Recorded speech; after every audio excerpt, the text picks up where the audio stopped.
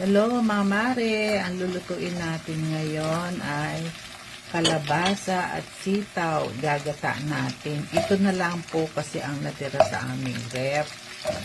Nasisira kasi pag sobrang dami ang gulay.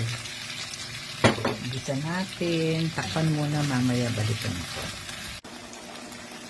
Yan, nilagay ko na yung sitaw, kalabasa at gata. Ayan, luto na. Hi guys, nagbukas ako ng Century Tuna plain, nilagyan ko ng onion at ito torta ko sa itlog. Mamaya ipiprito ko para sa gulay.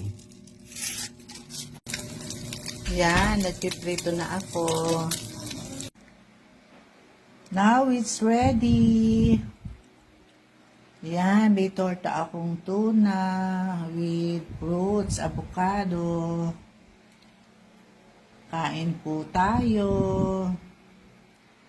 Thank you for watching. Bye.